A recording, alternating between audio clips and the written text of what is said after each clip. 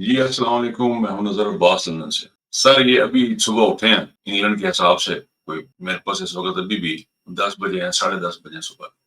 आप यकीन करें, एक अजीब किस्म की पाकिस्तानी खबरों में एक अजीबो-गरीब किस्म की चीज़ देखने को मिलती है। यानी इतने ज़्यादा कमीने और ज़हनी तौर पे मफ़लूज लोग हैं हम के बयान करने से बाहर है। एक शख्स है, नाम अरशद नदीम है, उसने गोल्ड मेडल ले लिया। उसके पास ट्रैक सूट के पैसे नहीं थे। उसके पास खेलने के लिए जगह नहीं थी। उसके पास ट्रैक नहीं था कोई। उसके जेवलिन थ्रो और नेज़ा खरीदने के लिए उसके पास पैसे नहीं थे। उस बंदे ने अपनी हिम्मत पे, अपनी ताकत पे, अपना ज़ोर लगा के मैं कल उसको देख रहा था वीडियो उसको देख रहा था, पुरानी वीडियो देख रहा था कि जहाँ पे उसको जो डंबल थे, वो एक रॉड था की कहना डंडा लेके डंडा कहते हैं उसको, डंडा लेके उसके अंदर वो उन्होंने क्या कहते हैं अपना घी के डब्बे लिए, उनके अंदर सीमेंट भरा, उसका उन्होंने वेट बनाया हुआ था, उस शख्स ने, अरशद नदीम ने। उस वेट उसकी लगन थी, उसका पैशन था कि मैंने ये करना है। तो उसने वेट उठाता था उससे, आप अंदाजा करें। और जब वो स्कूल में गया, वो वहां का लोकल स्कूल था, वहां के मैदान में बच्चे पीछे पीछे फिरते हैं उसके, और नेजा लेके वो उस बंदे ने मेहनत की, कोई उस वक्त उसके करीब नहीं। अभी मैं एक चीज का क्रेडिट देना चाहता हूँ आगे चलने से पहले। शहबाज गिल ने अपने व्लॉग में अरशद नदीम का जिक्र किया, और उन्होंने अपने व्लॉग में कहा कि हम अरशद नदीम की हेल्प नहीं कर सके अपने दौर में, जो हमें करना चाहिए थी। यानी इमरान खान के दौर में वो हेल्प नहीं कर सके अरशद नदीम की, जो उनको करनी चाहिए। और as an official Imran Khan के साथी होने के नाते उनका ये एतराफ जो है ना, मेरा ख्याल है बहुत अच्छा है। लेकिन इसके बाद हुआ ये है कि पूरी की पूरी मुस्लिम लीग में कोई बता रहा है जी कि ये वीडियो रिकॉर्ड करके लगा दी उन्होंने। देखिए जी, शहबाज शरीफ साहब की वीडियो रात को रिकॉर्ड करके मैं रिकॉर्डिंग चलाई उन्होंने, और वहां पे रिकॉर्ड करके लगाया जी आपका विजन है सर, आपका विजन है बेटा, कल एक इंजन करिए कि जी वाह वाह वाह। नरशन जिस तरह अरशद नदीम का जो है वो मिल्क शेक वो बनाया करता था, वो इस तरह से नारे लगाना था जिस तरह अरशद नदीम के पसीना खुश करने के लिए तौलिया उसके हाथ में पकड़ा होता था, जिस तरह उसके साथ उठता बैठता रहा वो शहबाज शरीफ। अनबिलीवेबल है, नाकाबिल यकीन है, नाकाबिल यकीन है। अभी तो आसम मुनीर साहब ने कहना है कि ये सीधे बड़ा काम कीता सी ते देता नहीं तो नेता हो रखे चला जाना सी। तो सुनने में आ रहा है कि अरशद नदीम को मांगा गया था, कहा गया था आर्मी की तरफ से हमें दे दें, तो उन्होंने नहीं दिया। लेकिन अगर वो दे देते तो ये नेता जो है वो 100 मीटर क्रॉस कर सकता है। यानी कोई भी मौका ऐसा, अभी क्रिकेट की टीम जीत गई पाकिस्तान में, क्रिकेट की टीम अगर वर्ल्ड कप जीत जाती, जिसकी फौज ने ट्रेनिंग की थी, तो पता नहीं क्या हाल होता। अच्छा अच्छा टीम बच पता क्यों गया? ये गोल्ड मेडल के पीछे क्या हाथ है, मैं आपको यकीन से बता रहा हूँ कि ये गोल्ड मेडल के पीछे जो स्टोरी है, वो स्टोरी ये है कि ये अर्शदीप का अपना किया करा है, अपना किया हुआ। अगर ये बंदा फौज से ट्रेनिंग ले लेता, या कहीं नजर आया था किसी फौजी के साथ या किसी यूनिफॉर्म वाले जर्नैल के साथ ये नजर आ जाता, या ये पंजाब गवर्नमेंट के किसी बंदे से नजर आता, यकीन कर इसके गोल्ड मेडल नहीं होता। बरकत नहीं पड़नी थी। नहूसत ही इतनी ज्यादा है, इस लेवल की नहूसत है कि आप अंदाजे नहीं कर सकते। इसलिए बच गए, इसलिए गोल्ड मेडल मिल गया इसको। और पाकिस्तान टीम क्यों हारी अमेरिका में वर्ल्ड कप क्यों हारी, उसकी वजह यह है कि मैंने उनका एक मैच देखा था कार्डिफ में, पाकिस्तान टीम को देखा था। और पाकिस्तान टीम जब मैदान में उतरती थी, खड़ी हुई है, मैं सबसे सी बात करता जा रहा हूँ, आपको बताता जा रहा हूँ वाकई जो मेरा एक्सपीरियंस है, जो मैंने फील किया वो आपको बता रहा हूँ। ग्राउंड के अंदर पाकिस्तान टीम के जो खिलाड़ी थे, जब वो नीचे देखते थे तो इमरान खान के नारे लगते थे। जब वो ड्रेसिंग रूम में जाते थे तो मोहसिन नकवी साहब उनको फेस करना पड़ता था। So they were very very confuse. Mentally जब आप किसी तरह फ्रेश नहीं होते हैं, ये बहुत हाई क्लास के इवेंट होते हैं, ये इस किस्म के इवेंट, ये वर्ल्ड कप हो गया या ओलंपिक्स हो गई, ये एक्सट्रीमली हाई क्लास के ये इवेंट है। और इनमें बहुत ज्यादा एक्स्ट्रा ऑर्डिनरी आपकी ट्रेनिंग होती है, लोग साल हर साल ओलंपिक की ट्रेनिंग करते हैं। इसके जो कॉम्पिटेंट है अरशद नदीम के, इन्होंने साल हर साल मेहनत की है। बड़ा मतलब छोटा सा वाकया सुनाता था आपको पाकिस्तान क्रिकेट टीम का। तो मैंने ये फील किया, मेरी ऑब्जर्वेशन थी कि दे वर वेरी कंफ्यूज।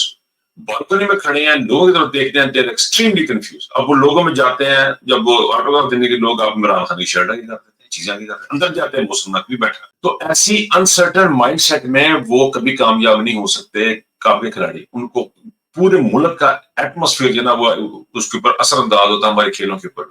अब आपने फार्म 45 की गवर्नमेंट लाके बिठाई हुई है, ये चोर शहबाज शरीफ आदमी है, ये क्रेडिट कभी ये जनाजा उठाने शुरू कर था फौजी का। अब यकीन करें, जब ये जनाजा उठाता है ना जब किसी का, तो आप मैंने ये फील किया, जो मेरी लोगों से बात हुई, ऑलमोस्ट की बेस की बराबर लोगों की हमदर्दियां कम हो जाती हैं। ان جنازوں سے لوگوں کی ہمدردیاں کم ہو رہی ہیں، آپ متنفر کرتے جا رہے ہیں. سندیم چارے غریب تے میں تے کہنا معاف کر دو یا خدا کی قسم. مجھے ویسے بھی ڈر لگا ہوا یہ ہر اپنا سارے ہیرو مار دیتے ہیں، چاہے وہ ڈاکٹر قدیر صاحب ہوں یا وہ فاطمہ جناح ہوں، یہ اپنا ہیرو مار دینا، چاہے عمران خان ہو، اپنا ہیرو تو ختم کر دینا، صرف اس لیے ختم کر دینا کہ اپنی آکڑ رکھنے واسطے. ہیرو برداشت نہیں ہے ان لوگوں سے، خاص طور پہ پاکستان کی فوج سے جنرلوں سے برداشت نہیں ہیرو. بہرحال جی میں اس کو بہت مبارک اس کو ندیم کو، لیکن خدا کا واسطہ اس ندیم کو معاف کر دیں، اس کو جینے دیں. اور اس قوم کو اب چاہیے اگر بہت آپ نے کرنا اپنی پوری دنیا میں آپ چلے جائیں کہیں بھی کسی نے بھی کسی اتنے گولڈ میڈل لوگوں نے جیتے ہیں پوری دنیا میں، تیسری تھرڈ انہوں نے بھی انگلینڈ برطانیہ وغیرہ جیسے ملک میں جیتے، لیکن کبھی کسی پرائم منسٹر نے آگے نہیں بتایا جی میں سیلفی دیتا سی، میں فوٹو کھچائی سی، میں یہ کی.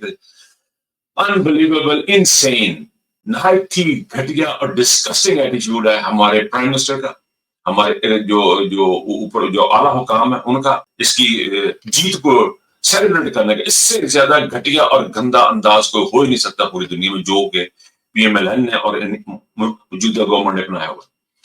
اچھا جی آگے چلتے چھوٹا سا میں بات دو لفظ چھوٹی سی بات قاری صاحب کے ایکسٹینشن پہ کرنا چاہتا ہوں. کل میں نے ایک بیان سنا ہے بیرسٹر گوہر صاحب کا، انہوں نے کہا جی کہ نئے چیف جسٹس کی تعیناتی کا نوٹیفکیشن جاری کر دینا چاہیے. آئی تھنک کر دینا چاہیے.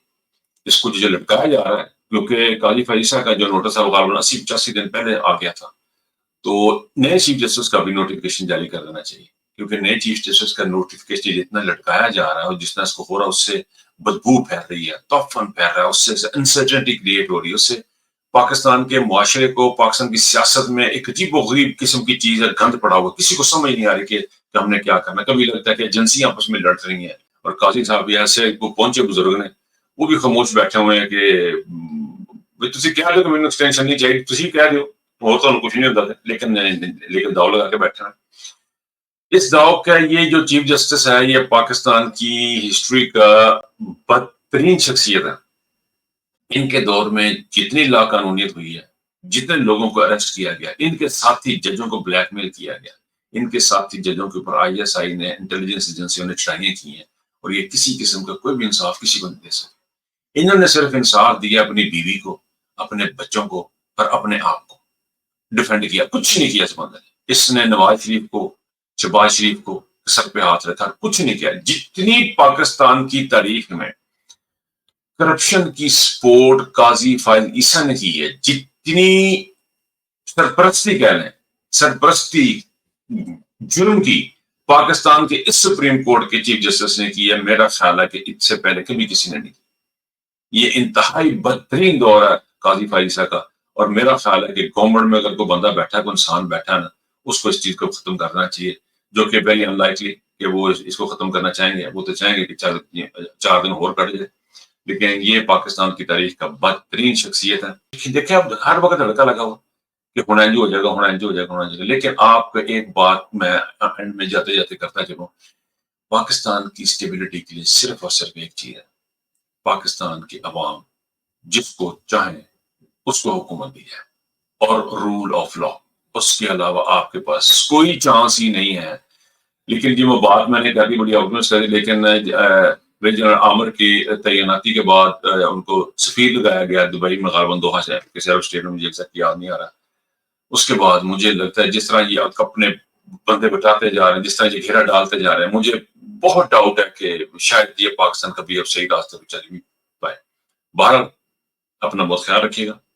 اللہ حافظ.